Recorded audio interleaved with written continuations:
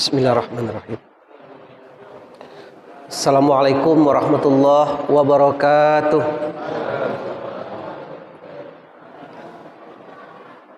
Alhamdulillahi rabbil alamin. Wassalatu wassalamu ala asyrafil anbiya'i wal mursalin wa ala alihi wa sahbihi ajma'in. Asyhadu an la ilaha illallah wahdahu la syarikalah wa asyhadu anna Muhammadan abduhu wa rasuluh. Allahumma shalli ala sayyidina Muhammadin wa ala alihi wa sahbihi ajma'in, amma ba'du. Bapak Ibu, kita mulai tausiah kita dengan membaca basmalah. Bismillahirrahmanirrahim. Di awal tentu kita mengucapkan puji dan syukur kehadirat Allah Subhanahu wa taala.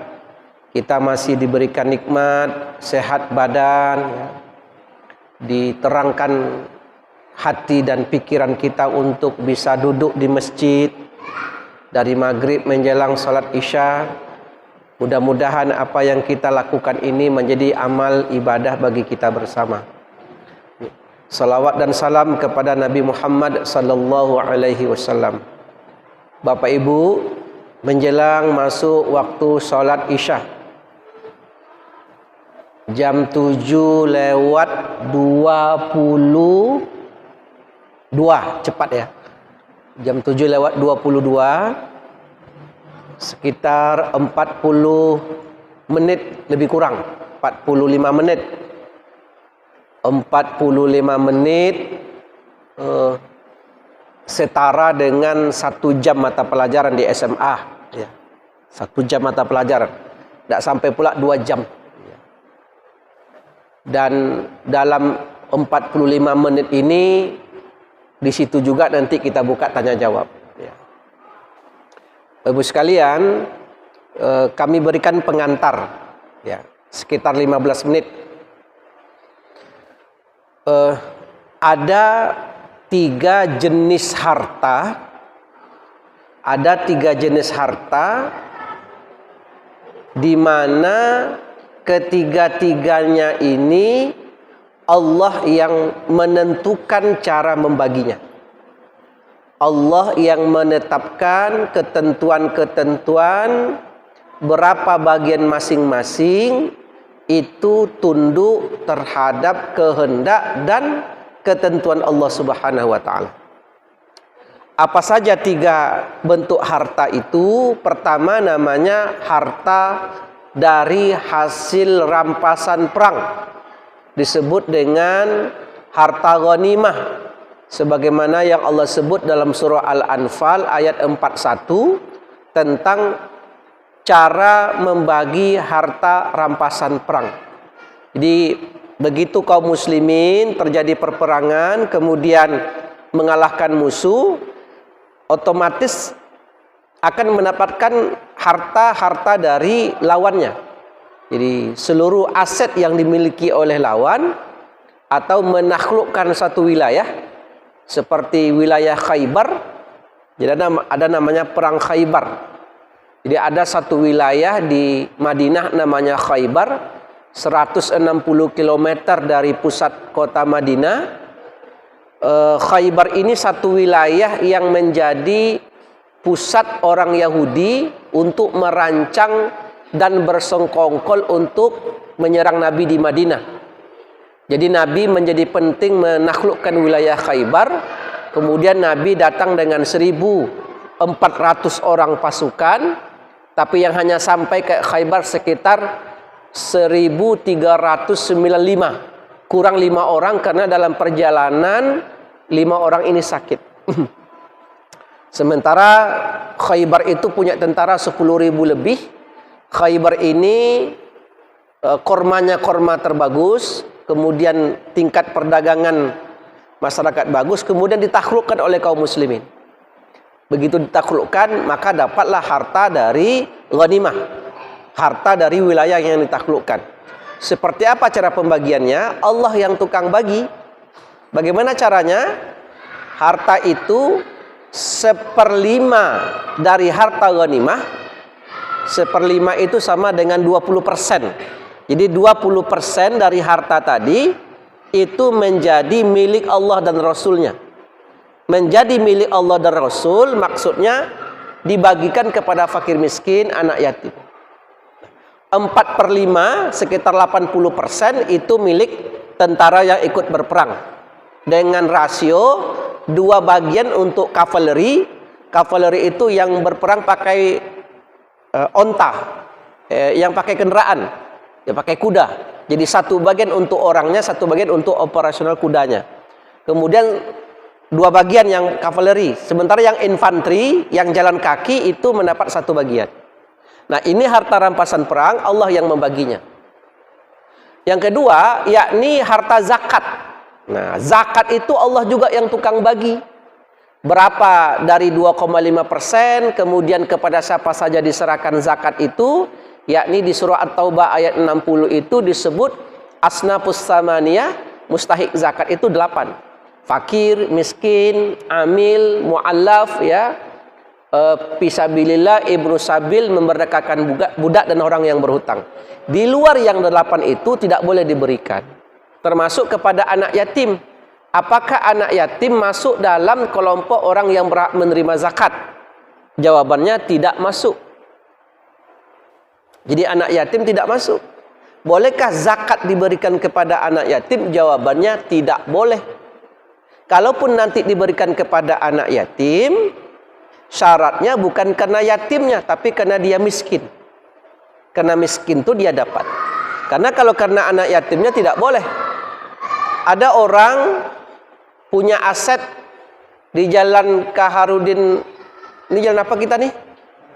Kaharudin Nasution ini, rukonya 10 pintu, sawitnya dilipat kain 130 hektar, berkokok ayam pagi, 30 juta masuk ke rekeningnya. Kemudian dia punya 3 orang anak, wafat ayahnya ini. Kira-kira anaknya orang kaya apa tidak? Orang kaya apa tidak? Anak yatim apa tidak? Iya, kan dia kan kaya. Jadi otomatis dia tidak menerima zakat. Itu yang ketiga. Yang kedua, maaf. Yang ketiga, harta ketiga yang Allah menentukan cara baginya adalah harta waris. Nah, ini menarik. Harta waris itu tunduk kepada ketentuan Allah yang baginya. Dalam prinsip-prinsip kewarisan dalam Islam, ada namanya prinsip ijbari. Prinsip ijbari. Apa tuh prinsip ijbari?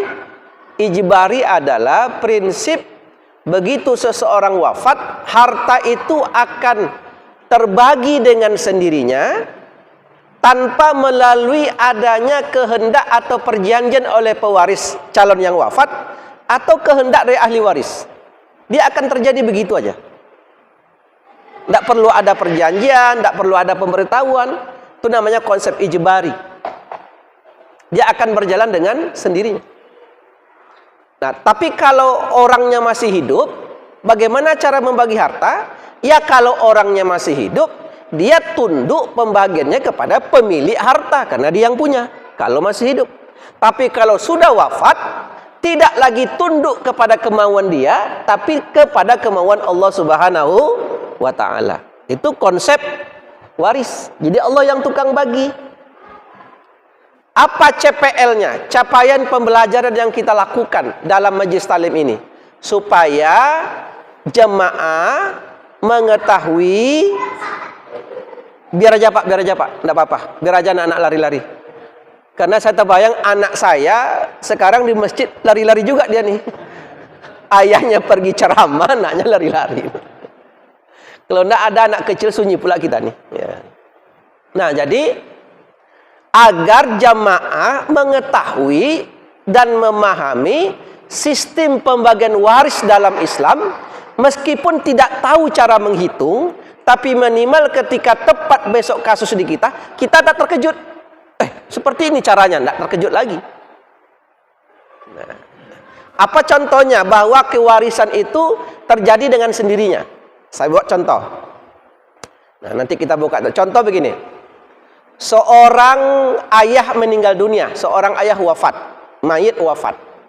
Begitu mayit wafat, ya, mayit wafat,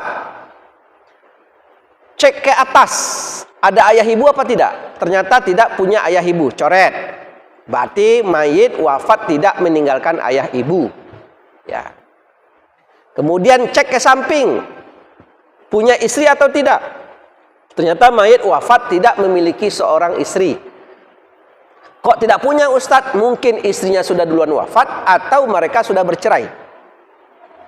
Jadi yang jelas adalah begitu mayit wafat, siapa yang terikat akad nikah dengan dia waktu wafat, itulah yang jadi ahli waris. Maka ada yang menikah, cerai, nikah, cerai. Begitu menikah kali yang keempat, wafat suaminya ini, berarti istri itulah yang jadi ahli waris. Nah, berarti ke atas ayah ibu coret, ke samping coret, ke bawah. Ternyata mayit tidak meninggalkan istri, ternyata mayit meninggalkan 3 orang anak. Meninggalkan berapa orang, Bu? 3 orang anak. Ya, ini bapak ibu yang bersandar nih hati-hati ya, jangan sampai tidur pula lagi.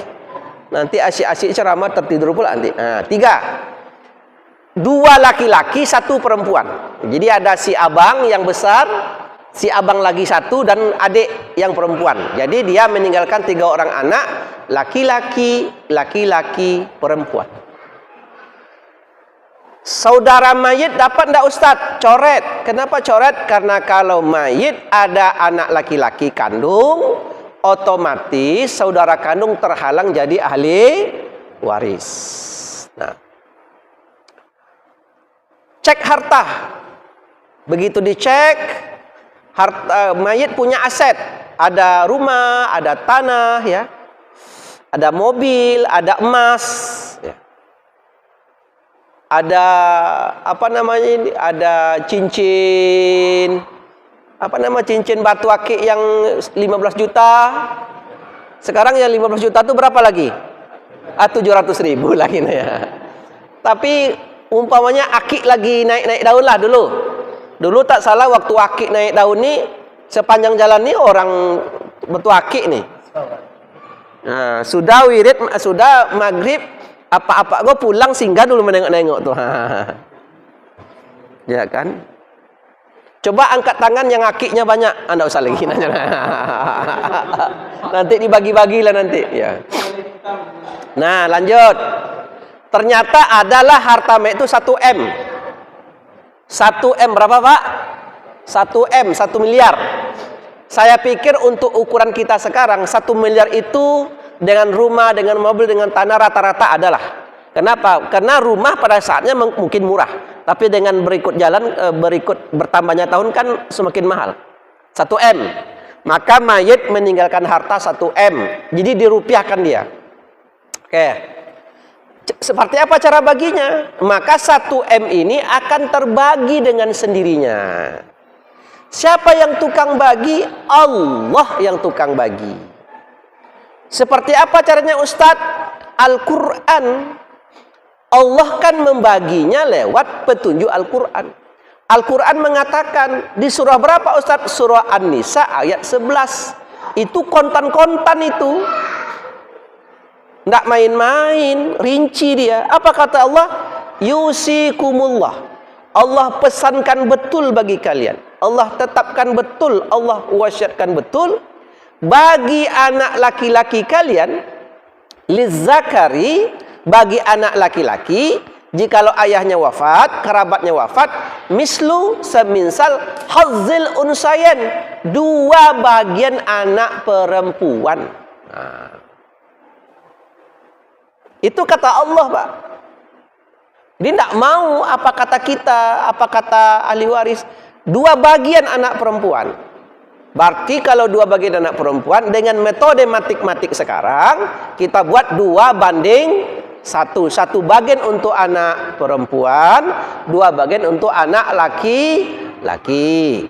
Nah, tadi kita cek mayit wafat meninggalkan 3 orang anak, 2 laki-laki, 1 perempuan. Caranya 2 orang anak laki-laki tadi kali 2. Berapa, Pak? 2 kali 2? 4. 1 orang anak perempuan kali 1 sama dengan 1 kali 1 sama dengan 1. 4 tambah 1 berapa? 5. Maka harta itu dibagi 5. Untuk anak laki-laki 2 bagian, berarti 2/5 untuk si abang, 2/5 untuk yang abangnya satu lagi, yang 2 orang laki-laki tadi, dan untuk si adik anak perempuan dapat 1/5. Berarti dari 1M 2/5-nya 400 juta untuk anak laki-laki, 400 juta untuk anak laki-laki satunya lagi, 200 juta untuk anak perempuan. Terjadilah 2/1. Terus turunan penjelasannya, ini penting. Dapatlah jatah 400 juta, 400 juta, 200 juta.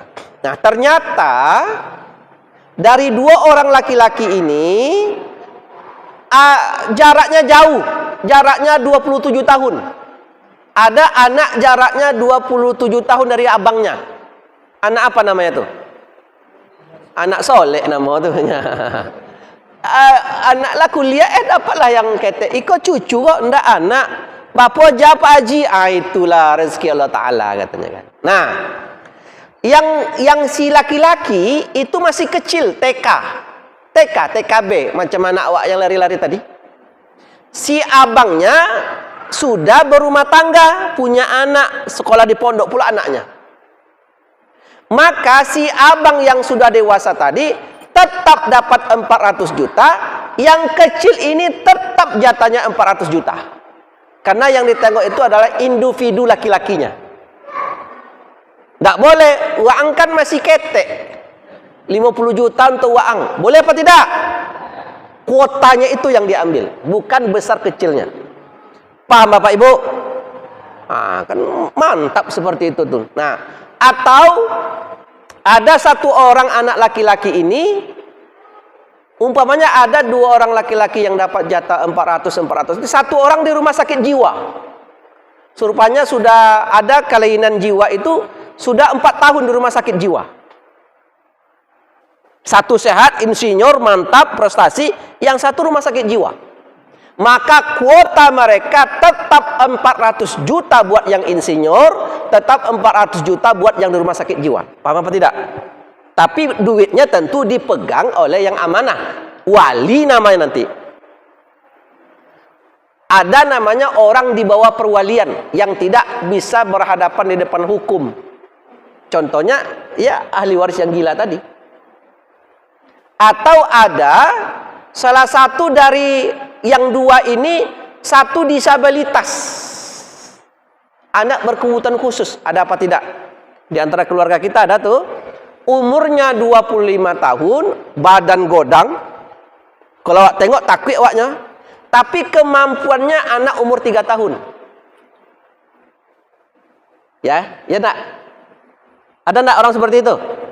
Nah, bercakap nak pandai, pipis kalau nak dibawa pipis. Kalau nak dibawa pipis malam tuh ke kamar mandi, masih serat atau sampai lolok tuh. Kan anak disabilitas tuh, jatah dia tetap 400 juta. Nah, jadi azasnya individu. Sekalian. Nah, timbul pertanyaan. Nah, jemaah kok kan ndak bertanya-bertanya jo, Ustaz, boleh ndak 1M itu kami bagi rata aja? Nah, kata awak 2/1, Bu. Kalau kami bagi rata seperti apa? Berarti kalau dibagi rata macam mana tuh, Pak? 1M 3 hatui 33, sekian ya kan? 3 hatui 33 juta, 33 sekian. Jadi si abang dapat 33,33, yang laki-laki dapat 33, perempuan juga. Boleh apa tidak? Jawabannya boleh dengan syarat yang ketat. Apa syarat ketatnya? 1, kalau kan ingin dibagi rata, mesti izin dulu semuanya. Ahli waris izin, terutama yang dapat kuota 400 juta tadi. Karena jatah dia akan berkurang sebanyak, Bapak kurang lupa, tadi kan dapat ompe atui. Karena dibagi rata 67, akan kurang jatah dia 67 juta. Harus izin dia dulu. Ketika dia sudah izin, ambillah bagian dia, serahkanlah ke adiknya tadi. Jadi jangan dibagi rata, tanpa diberitahu berapa bagian masing-masing. Tidak boleh. Karena dia tak paham nanti.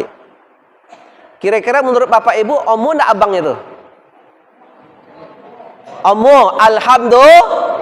Tapi saya punya feeling. Abangnya tuh mau. Istri abang tak mau. Panjang cerita kalau awak dalam keluarga. Bongak abang mau 67 dapat Avanza tahun 2008 boleh tuh bang amanya nih. Alah kalau lah bongak awak tuh naik lah tuh. Nah lanjut. Nah kemudian kalau memang dibagi rata, dimintai pendapat yang anak ketek tadi, yang masih TK tadi, tunggu dia dewasa dulu. Tunggu dia balik. Kenapa tunggu dia balik? Karena dia akan dimintai pendapat. Kalau masih kecil seperti apa bagi rata? Paham? Paham Bapak Ibu? Yang ketiga, kalau ada salah satu ahli waris yang gila, yang ada di rumah sakit jiwa tampan, atau dia disabilitas, membagi rata itu jadi gugur, coret, tidak ada peluang. Kenapa tidak ada peluang? Macam mana berunding? Karena kuncinya dimintai keredoan. Macam mana minta keredoan dia? Nah, kita buka tanya jawab, dipersilakan. Kalau tidak ada pulangnya lawak leh. Malah. Nah, silakan. Nah, silakan Pak. Ada mic, ikut aja lah Pak, dipakai mic. Ada. Ada satu tuh. Ada mic.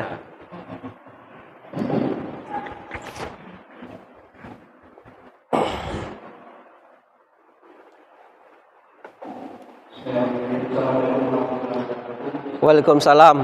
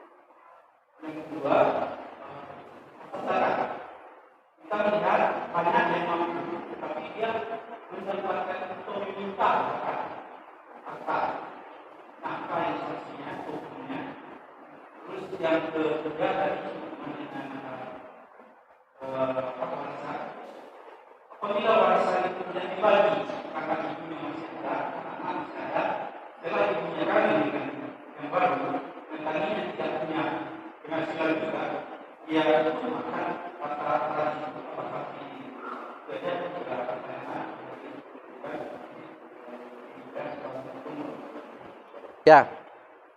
Jadi harta rampasan perang itu adalah harta yang didapat karena menaklukkan satu negeri.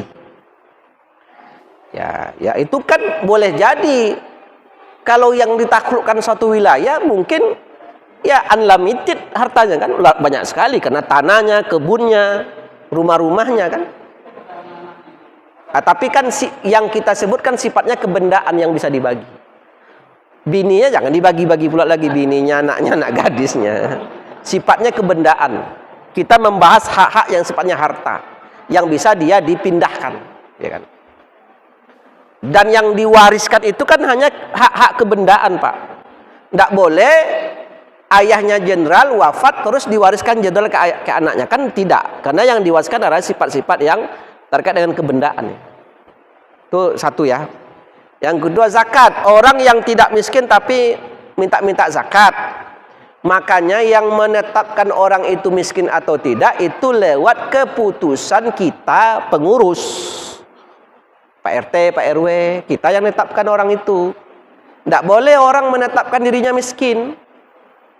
Nya masyarakat awak gue macam-macam pulau tuh. Kalau kita sedang bangun masjid nih, terus kena biaya besar, kita bebankanlah setiap kakak 100.000 sumber keuangannya. Maka kakak 100.000. Pergi Pak RT ngutip, Bu, di rumah ke 2 kakak ya.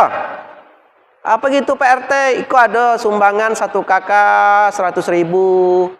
Pak RT cie kakak rumah ke Pak RT. Tu minantu ibu. Ya minantu kan serumah jambo. Cie periuk kaminya. Yalah, berarti kakak di rumah ni 1 saja. Nah. Besok boleh Idul Adha lah. Bagi kupon. Bu, iko ada kupon untuk rumah ke cie. Kakak kan rumah kan cie. Ndak ada Pak RT, 2 kakak rumah kau. Minantu lain lo tuh katanya lah 2 lo kakak rumah kau. Patang cie katanya. Tapi ndak masyarakat sini, mungkin masyarakat jauh-jauh lah tuh ya.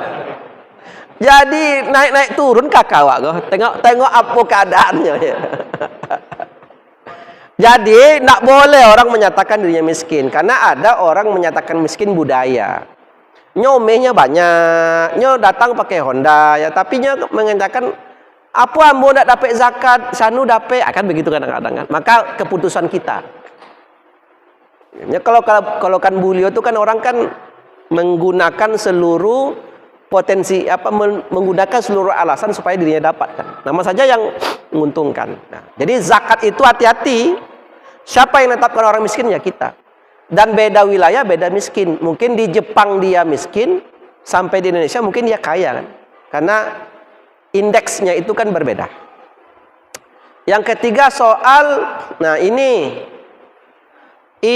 di kampung kita, termasuk keluarga saya, kalau ayah meninggal dunia, ibu masih hidup, belum terjadi pembagian waris. Betul apa tidak? Nah, boleh tuh Ustadz. Menurut ketentuan hukum, harta mayit ini harus segera dibagi. Sehingga jelas siapa mendapatkan apa dan bagian yang mana. Dia nanti ada masalah begini. Kalau ibunya tadi sudah pada umur yang tidak mungkin menikah lagi, maka potensi konflik itu bisa 0. Karena harta itu akan beredar di sekitar mereka saja baru. Tapi kalau janda mayit tadi punya potensi menikah lagi dengan suami baru, itu nanti ada potensi konflik. Karena mungkin boleh jadi harta mendiang ayah ini, suaminya tadi, dibawa menikah ke suami baru, atau suami baru menggunakan fasilitas dari harta mendiang nih. Umpamanya patantang patenteng pula dengan pajero sepat baru, suami baru ibu nih, tentu mulai cemburu anak dengan keluarga sebelah mendiang suami. Jadi itu harus dibagi. Jadi saran saya, segera ditentukan bagian masing-masing. Bila itu memicu potensi konflik di dalam keluarga. Ya Pak ya. Cukup? Silakan yang lain.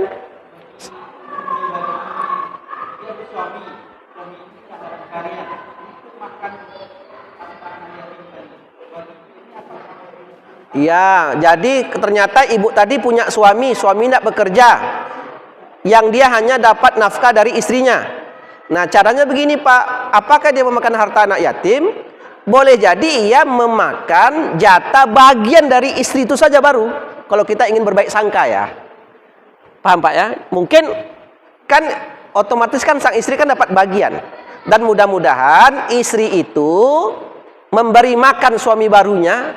Agak aneh pula kalimatnya ya. Istrinya memberi makan suami barunya dengan harta yang bagian dia. Mudah-mudahan belum lagi dari harta anak yatim. Ya Pak ya. Mudah-mudahan lah. Dia kalau berbaik sangka kita tenang kita dibuatnya. Silakan Pak. Waalaikumsalam. Jadi pertanyaan bagaimana menentukan harta waris, jumlah harta waris dalam keadaan istri masih hidup. Jadi kami terbiasa contoh sebagai contoh kebanyakan kasus yang terbiasa harta tidak ada pemisahan antara harta suami dan harta istri. Mungkin bisa jadi pertanyaan pertama itu, adakah tips untuk membedakan kata dalam keluarga sedang masih hidup? Dan yang kedua, jika sudah terjadi dan terjadi meninggal salah satu waris, adakah lembaga konsultasi untuk menetapkan berbagai harta itu sehingga dapat angka harta waris semuanya? Terima kasih. Pertanyaannya bagus, tapi itu sebenarnya tidak bagian dari pembahasan waris sebenarnya. Tidak bagian dari pembagian apa? Tidak termasuk bahagian dari pelajaran fikih waris sebenarnya. Pertanyaannya adalah bagaimana cara kita memisahkan kita yang sudah berumah tangga ini, yang mana harta suami, yang mana harta istri. Itu sebenarnya tidak masuk dalam kajian waris. Cuma nanti harta suami istri ini kan dibagi 3. Ada namanya harta bawaan, harta yang kita bawa waktu bujang, waktu gadis sebelum menikah. Kedua, ada harta yang kita dapat sejak akad nikah. Yang ketiga, ada harta yang kita dapat sejak akad nikah tapi bukan masuk harta bersama. Contoh ketika kita menikah suami istri, ternyata sang istri dapat warisan dari ayahnya. Itu harta masing-masing tuh. Ya Pak ya. Nah, yang harta bersama adalah harta yang kita dapat sejak akad nikah. Nah, khusus tentang harta bersama atau dalam garis miring, dalam bacaan itu juga disebut dengan harta gono gini, itu adalah harta yang diperoleh oleh suami istri sejak terjadi akad nikah di antara keduanya. Nah, harta ini biasanya kita ini kalau menikah baru punya rumah, baru punya mobil, baru dapat kebun atau dapat tanah kapling 1-2 ya. Pertanyaannya adalah sebenarnya aset yang kita dapat ini milik siapa sebenarnya? Milik istri tok atau milik suami sendiri? Atau milik berdua? Siapa yang bisa jawab? Ya, suami istri itulah yang bisa jawab. Sekarang Bapak, ayo kita pikirkan. Kita bawa ke diri kita masing-masing. Apakah rumah, tanah, mobil yang kita punya milik kita suami? Sendiri saja. Zolim juga kita. Kenapa? Di mana letak zolimnya? Kita punya kedai, usaha, toko. Siapa biasa yang menjaga toko itu? Kan sama-sama sering. Kadang-kadang suami, kadang-kadang istri. Kadang-kadang istri belanja, kadang-kadang suami. Ya kan? Artinya, pada prinsipnya sebenarnya kita ini, suami istri sebenarnya diakui hak harta masing-masing. Tapi lantaran bercampur saja, usahanya bercampur, tenaga keringatnya juga bercampur, tak tahu lagi yang mana peran istri, yang mana peran suami. Paham Pak? Untuk memisahkan tadi, ya kita bagi 2 aja lagi. Kalau harta itu sekitar 2M, ya udah 1M jatah istri, 1M jatah suami. Kalau istri ngambil rumah yang harganya 1M, ya udah itu jatah dia. Kan bisa saja di merger dalam bentuk bangunan 1M-nya kan. Nah, itu lagi caranya. Nah, kenapa disebut harta bersama Ustadz? Kemana dilarikan dalilnya? Dalilnya tidak ke waris. Nggak ada, jauh tuh. Dalil harta bersama tuh perginya ke bab muamalah dalam kitab fikih, yakni kepada sistem syirkah. Syirkah itu apa Ustaz? Suatu usaha yang dikerjakan bersama-sama, hasilnya juga dibagi bersama untungnya. Paham kira-kira Pak maksudnya? Jadi susah kita menentukan, Ustadz apakah selamanya dibagi 50%, 50%? Tidak. Kalau kasus harta bersama itu sampai disidangkan ke majelis pengadilan, ke mahkamah, kadang-kadang ada dibagi 80%, 20%, 20% untuk suami, 80% untuk istri. Kok bisa? dasar pertimbangan hakim, istri itu bekerja, dia dokter, dia mendapat penghasilan, lakinya tadi hanya nganggur-nganggur, narkoba, tidak ada pernah apa-apa dalam rumah tangga. Oleh hakim dikasih 20%. Nah, atau sudah terjadi pemisahan masing-masing. Apa maksudnya? Sebelum mereka akad nikah, ada klausul perjanjian. Bang, kita menikah, tapi nanti gaji abang untuk abang, gaji saya untuk saya. Kalau dari gaji saya beli tanah, itu tanah saya. Kalau dari gaji abang beli tanah, itu tanah abang. Tetapi tidak menutup bahwa suami wajib menafkahi istri. Kita ada tidak perjanjian seperti itu? Ada apa tidak? Rata-rata kita tidak ada, Pak. Kenapa tidak ada, Ustadz, dari awal? Macam mana mau melakukan perjanjian kerjasama pemisahan harta? Waktu menikah saja hidup susah.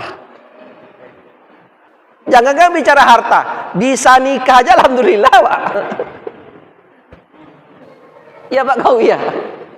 Itu berutang-utang tuh. Lata jualan sawit ayah karena awak menikah. Tapi kalau yang menikah itu seorang laki-laki duda, punya aset perusahaan banyak. Kemudian seorang perempuan punya aset perusahaan banyak. Ketika menikah, saran saya buat perjanjian pranikah. Nah, itu buat perjanjian, karena nanti akan bercampur. Itu kira-kira Pak ya. Cukup Pak. Ada lagi silakan. Tidak, yang pertama udah. Nah, itu saja dulu. Jangan Bapak tambah lagi. Itu saja supaya jawabnya tuh. Yang lain ada ibu-ibu lah. Ibu-ibu ada? Bu, ibu nih kalau bertanya hadiahnya umroh.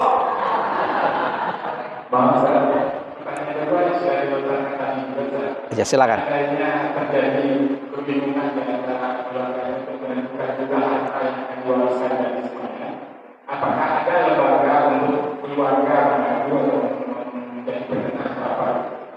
Nah sebenarnya bisa dua. Kalau masing-masing pihak mau duduk musyawarah, ya dimusyawarahkan saja dengan mengambil pihak ketiga, entah Pak RT, entah nenek mama atau tokoh masyarakat yang paham, minta tolong Ustadz, apa pendapat Ustadz tentang kami berdua ini? Yang mana harta saya, yang mana harta dia? Paham Pak? Kalau nanti kedua-duanya ini dasarnya bagus. Tapi kalau memang lagi rukun-rukunnya, jangan bagi harta pula lagi. Biasanya orang yang bagi harta itu kalau orang yang sudah kelas. Ini orang kelas ya?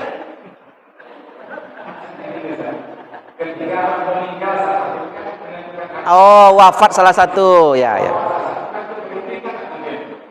Ya. Saya setuju. Berarti kalau mayit wafat, contohnya salah satu wafat. Ibu contohnya ingin suami wafat atau istri nih? Bu, siapa yang wafat nih contohnya? Istri atau suami? Suamilah katanya. Suamilah. Sekarang suami wafat. Hal yang dilakukan adalah menentukan yang mana sebenarnya harta mayit, kan begitu? Kan di situ yang jadi awal pembicaraan. Yang mana harta mayit? Tentu harta mayit itu adalah pertama harta bawaan bujang dia tuh masuk. Harta yang dia dapat sejak menikah, mungkin hibah dari ayahnya atau dari orang tuanya dapat waris. Ya, kemudian yang kedua ya harta bersama tadi dibagi dua. Kalau dia 2M, berarti 1M posisi mayit, 1M posisi istri. Yang 1M posisi istri itu belum terjadi pembagian waris itu. Itu baru upaya memisahkan harta sebenarnya. Ya Pak ya. Nanti istri dapat lagi. Kalau mayit ini punya anak kandung, dapat 1/8 bagian untuk istri. Makanya sebenarnya kaum muslimin, bagi bapak ibu-ibu, jemaah kaum muslimin secara umum, masyarakat muslim, minimal paham saja kaji ini. Nanti cara membagi, silakan orang yang paham mungkin. Tapi jangan sampai terkejut. Seperti itu ya? Tidak pernah dengar. Karena tidak pernah punya referensi di kepalanya tentang kewarisan Islam. Apa keuntungannya Pak kita membagi harta secara waris Islam? Pertama, ada kenyamanan di hati kita karena ini kita bagi menurut keridhaan Allah Subhanahu wa taala. Masya Allah. Allah redha, nyaman kita. Semakin kesini umur kita, semakin tua umur kita, kalau ada satu pekerjaan yang Allah redha, semakin nyaman hati awak nih. Betul apa enggak? Seiring bertambahnya umur. Itu keuntungan pertama. Kedua, kok konflik pun nanti ahli waris ini, nah, kan itu konflik, berselisih ahli waris tentang cara pembagian kewarisan Islam nih. Ujung-ujungnya siapa yang lebih berhak menyelesaikannya? Pengadilan. Kok sampai pun mereka ke pengadilan, cara bagi hukum waris sama seperti yang Al-Quran. Jangan ragu. Karena itu sudah jadi undang-undang positif. 2:1 tuh Pak, itu di pengadilan berlaku. Ya Pak ya. Jadi 2 keuntungan kita. Pertama, ada keikhlasan keridhaan kita. Karena itu sudah sesuai kehendak Allah. Yang kedua, undang-undang positifnya memang mengatur seperti itu. Kalaupun ingin dibagi rata untuk anak-anak tadi yang 2:1, silakan, tapi penuhilah syarat-syarat tadi. Cukup. Demikian Bapak Ibu sekalian, waktu Isya sudah masuk. Masih ada pertanyaan? Cukup ya, cukup. Ya. Bagaimana? Kan tidak berat-berat betul kan? Kan tidak berat-berat betul sebenarnya pemahamannya. Cuman kita ini belum membiasakannya, itu aja sebenarnya. Ya berat melaksanakannya Pak ya. Karena kita tidak membiasakan. Kalau kita biasakan, minimal mulai dari Bapak ke bawah, itu insya Allah jadi itu. Picingkan mata, berdoa kepada Allah, maka sampaikan ke ahli waris, cara bagi harta seperti ini nak. Memang akan beradu dengan perasaan. Apa maksud beradu dengan perasaan Ustaz? Ada anak laki-laki jauh, tidak peduli Jawa. Ada anak padusi. Inyo yang memelihara tiap hari. Kain awak yang nyuci, nyo masak semacam ini Pak. Ya enggak? Anak laki-laki itu dapat sampai atu, yangnya dapat 2 atu. Iya apa enggak? Situ aja. Tapi pertanyaannya, mana apa lebih menanggung perasaan? Sogan ke anak padusi atau sogan ke Allah Ta'ala? Kebetulan Pak, kita ini adalah matriarkat yang memang sistem keibuan. Tapi kalau ada orang yang sistem kebapaan, tidak betul-betul, tidak parah-parah betul perasaannya. Contoh orang Sumatera Utara, orang Batak. Kalau dia menikah, perempuan yang ke rumah laki-laki, betul apa tidak? Enggak berat betul dia. Karena anak perempuan kita jadi anak orang. Itu enggak berat tuh. Kita hidup di rumah anak laki-laki kita kan. Tapi kalau kita orang Kampar, orang Minang ini, anak perempuan kita yang hidup bersama kita, di situ aja letaknya. Tapi kalau soal kewajiban kan akan berbeda. Kenapa anak laki-laki yang diberi porsi banyak? Ingat, andaikan saudara perempuannya ini tidak punya suami, siapa yang bertanggung jawab memeliharanya?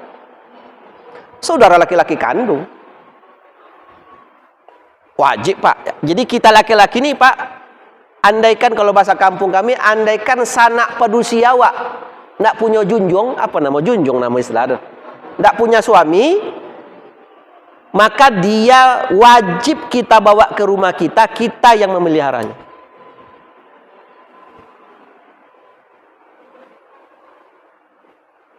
Kalau dia menikah, kita walinya. Ada sedih Pak, tidak apa-apa agak terlambat sedikit. Ada kami sama-sama dosen mengajar ke Bagan.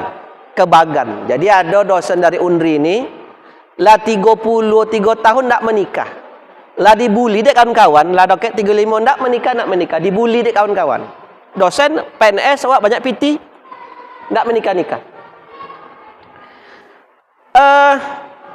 Waktu pergi ke Bagan, di dokek ke ujung Tanjung, pakai apa nama kau? Pakai trepel kau?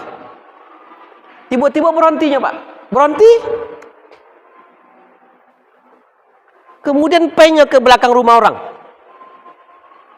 Bu, ada nampak tadi uang padusi, agak gilo, lewat belakang ada tuh. Rupa duduk potong kayu. Dipoluknya, diambilnya, bajunya dipakaikan ke padusi itu, apa ke kawan, dan balik ke Pekanbaru. Nggak jadi ngajar. Iko kakak kandung. Jadi inyo memelihara kakak kandungnya yang gila sama lah 5 tahun. Baliknya Pekanbaru. Rupanya kakak kau hilang sebulan. Jadi waktu nyampe Majau, kolumanya hilang.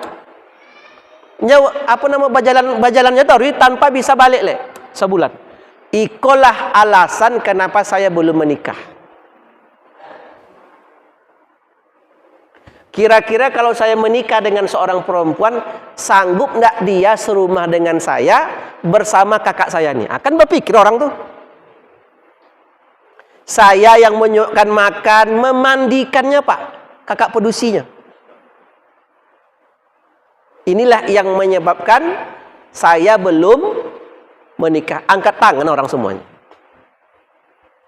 Saya ini laki-laki normal katanya. Inilah alasan.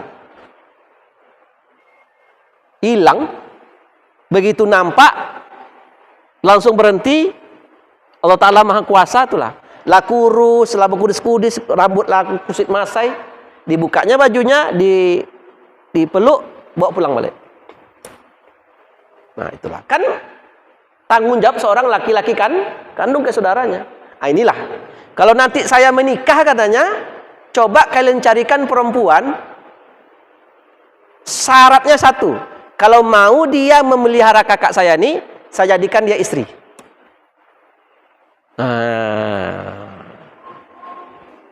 Lihat dong, enggak? Dan dia tidak mau memasukkan kakaknya ke rumah sakit jiwa. Dia dirawat. Sampai kapan besok? Biarlah Allah Ta'ala yang menetapkan. Nah, kan begitu Pak. Itu kan luar biasa. Nah, tuh melawan joleh 2:1 tadi. Melawan joleh. Laki-laki dapat 2:1 kan. Itu contoh kan. Wajarlah itu. Demikian Bapak Ibu sekalian ya, yang dapat kami sampaikan, dan insya Allah kita lanjutkan di bulan-bulan macam tak jelas saja ya. Di bulan Oktober yang akan datang, minggu ke Selasa ketiga. Ustadz Kawi tori lupa kau Ustadz kedua mungkin Selasa kedua atau ketiga. Ya, demikian Bapak Ibu sekalian, mudah-mudahan hikmahnya buat kita bersama. Wassalamualaikum warahmatullahi wabarakatuh.